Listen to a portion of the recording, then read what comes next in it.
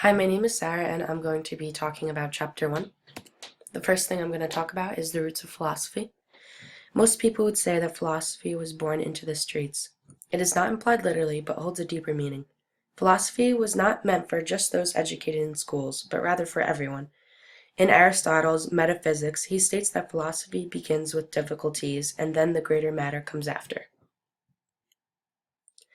When it comes to urban American philosophy, no dimensions of society are left out. It mainly focuses on neglected populations and the issues they go through every day. The population that is the main focus is people of color. Although we have equal rights, there are still many issues with societies when it comes to race. A recent shift in philosophy can be seen.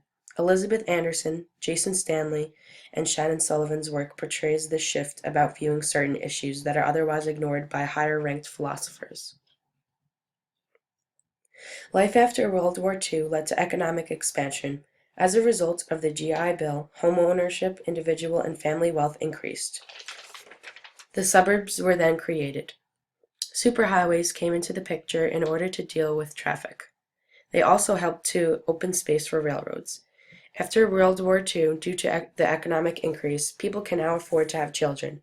This was also known as the age of the baby boomers. Due to the children all growing up at the same time, this led to college enrollments to be expanded.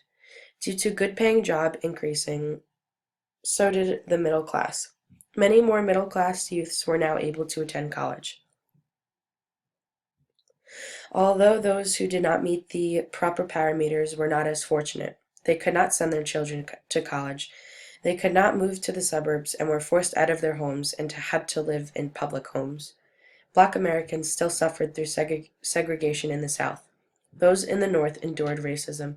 People of color were denied from moving into the suburbs. The culture of poverty soon emerged.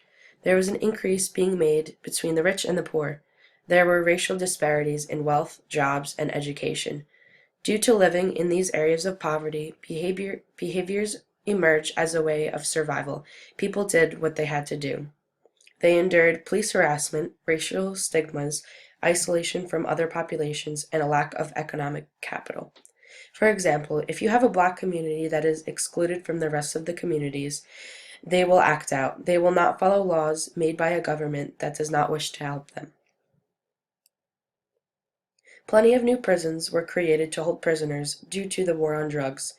This war on drugs was a way to target those abusing substances. In 1982, there was about 500,000 incarcerated. In 1990, it jumped to about 1 million. The shift in money went from education to now law enforcement for surveillance equipment and construction on the prisons. Most of the prisoners were African American. Police departments made drug arrests to guarantee future grant funds. The police department started to transform to a more military-like approach. The people living in these areas, in the cities, were subjected to surveillance 24/7, stop and frisks, and police brutality.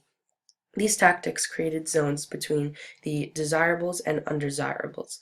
In other words, this meant those who needed protection and those against whom protection was needed. In the end, urban philosophy has been a guideline to examine the issues going on with communities of color. The whole point of it is to learn from prior missteps and to bring back philosophy to the streets.